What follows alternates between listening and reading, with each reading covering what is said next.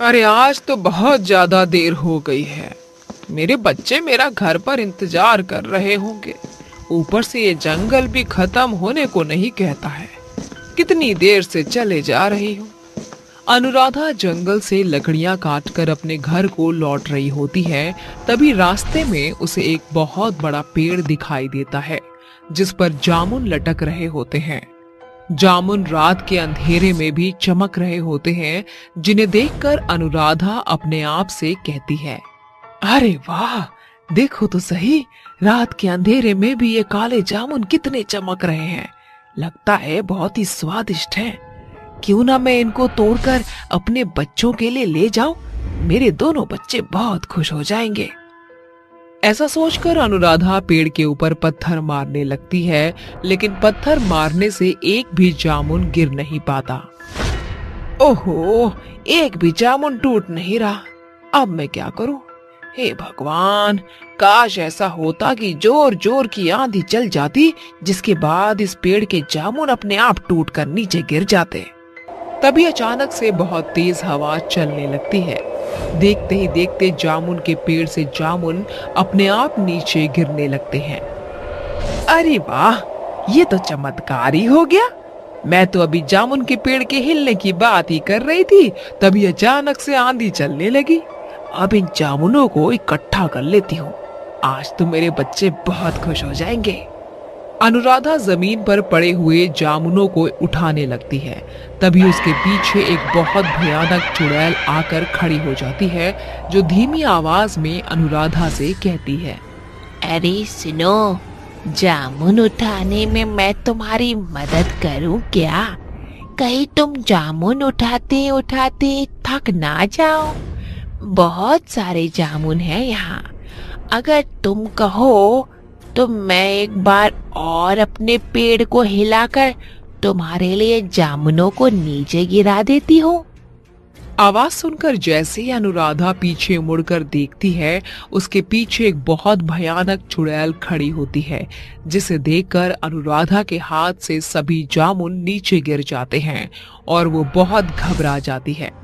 चुड़ैल, चुड़ैल, हे भगवान, चुड़ैल तू कहाँ से आ गई?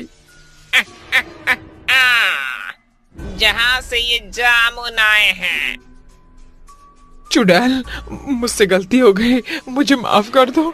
आइंदा मैं कभी भी इस पेड़ के जामुन नहीं तोड़ूंगी। मुझसे बहुत बड़ी गलती हो गई, मुझे माफ कर दो।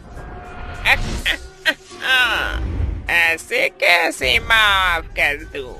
अब तूने इतने सारे जामुन तोड़े हैं तो तुझे इन जामुनों को खाना भी पड़ेगा। ये सारे जामुन खा ले, उसके बाद यहाँ से चली जाइयो। अनुराधा चुड़ैल के डर से जामुन को उठाकर खाने लगती है। जैसे ही वो पहला जामुन खाती है, उसका शरीर जामुन की तरह काला पड़ जाता है। देखते ही देखते अनुराधा एक जामुन में बदल जाती है, जिसे उठाकर चुड़ैल अपने पेड़ के ऊपर लगा देती है। एक ऐसे ही धीरे धीरे लोगों से बने हुए जामुन मेरे पेड़ पर लगते रहेंगे तो मेरी शक्तियाँ बढ़ती रहेंगी। इतना कहकर चुड़ैल वहाँ से गायब हो जाती है। अगले दिन सुबह राजू और राधा अपनी माँ अनुराधा को गांव के चारों तरफ ढूंढते हैं, लेकिन उन्हें उनकी माँ कहीं भी नजर नहीं आती। जिसके बाद वो गांव के मुखिया के पास जाते हैं और उनसे कहते हैं, मालिक, हमारी माँ कल रात से गायब है। कोई कुछ पता नहीं चल रहा है।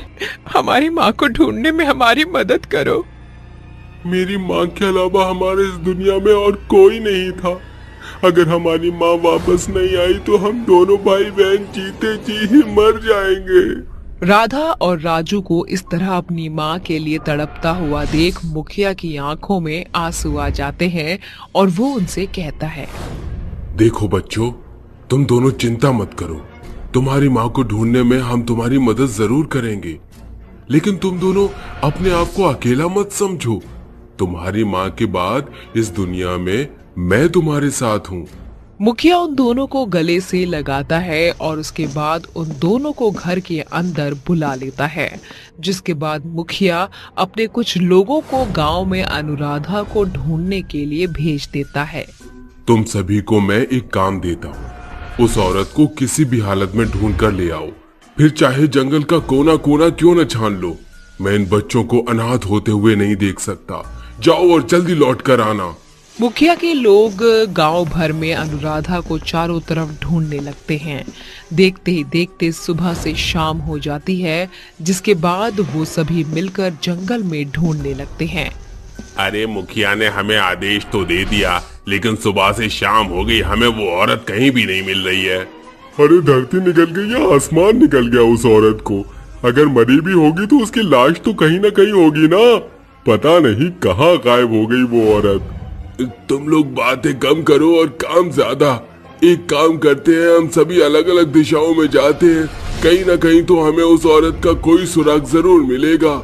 लांबा की बात सुनकर सभी लोग अलग अलग दिशा में निकल जाते हैं, जिसके बाद लांबा उस औरत को ढूंढते ढूंढते जामुन के विशाल पेड़ के पास पहुंच जाता है, जहां उसे जामुन रात के अंधेरे में भी चमकते हुए दिखाई देते हैं। इतना बड़ा जामुन का पेड़, अरे वाह, ये तो बहुत ही खूबसूरत लग रहा है।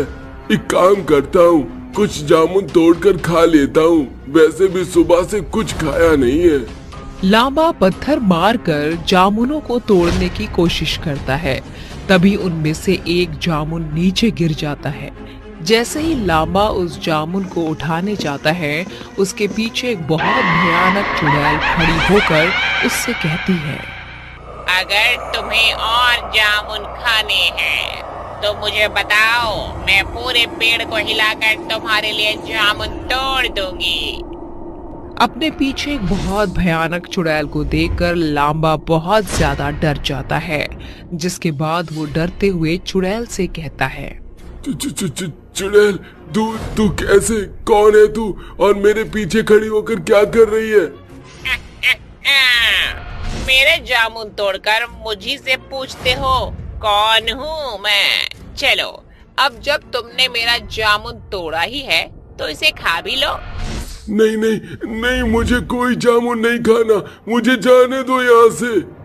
पहले जामुन खाओ, उसके बाद चले जाना, मैं तुम्हें नहीं रोकूंगी।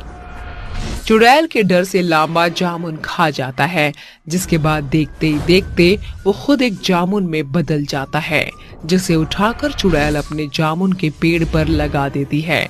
लेकिन ये सब कालू एक पेड़ के पीछे से छुपकर देख लेता है, जिसके बाद वो जंगल से निकलकर सीधा मुखिया के पास जाकर उसे जंगल में हुई पूरी घटना के बारे में बताता है।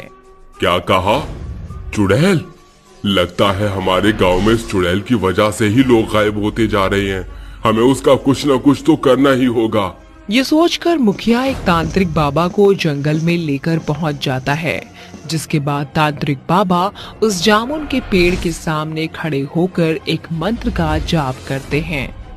वक्रतुंड महाकाय सूर्यकोटि समप्रभा निर्विघ्नं कुरु मे देव सर्वकार्येषु सर्वदा। तांत्रिक के मंत्र को सुनते ही चुड़ैल जामुन के पेड़ से बाहर आती है और तांत्रिक से कहती है, क्यों बे तांत्रिक, तेरी इतनी हिम्मत कि तो मुझे पुकारे? रुक, तुझे तो मैं अभी बताती हूँ। इतना कहने के बाद चुड़ैल तांत्रिक के ऊपर हमला करने लगती है, लेकिन तांत्रिक अपनी झोली से भभूति निकालकर चुड़ैल के ऊपर फेंक देता है, जिसके बाद चुड़ैल बहुत ज्यादा कमजोर पड़ जाती है।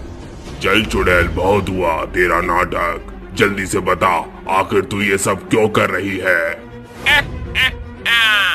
शक्तिशाली, मैं बहुत ज्यादा शक्तिशाली होने के लिए सब कर रही हूँ।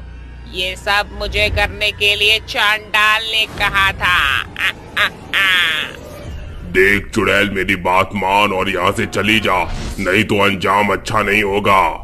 नहीं जाऊंगी, नहीं जाऊंगी, कहीं नहीं जाऊंगी। तांत्रिक के कई बार समझाने के बाद भी चुड़ैल उसकी एक नहीं सुनती, जिसके बाद तांत्रिक बाबा जामुन के पेड़ के ऊपर गंगा जल छिड़क देते हैं। तभी अचानक से पेड़ के अंदर से आग के शोले निकलने लगते हैं। देखते ही देखते पूरा पेड़ आग की चपेट में आ जाता है। वहीं दूसरी तरफ चुड़ैल भी उसके साथ साथ जलकर राख हो जाती है, जिसके बाद से गांव वालों को चुड़ैल से मुक्ति मिल जाती है।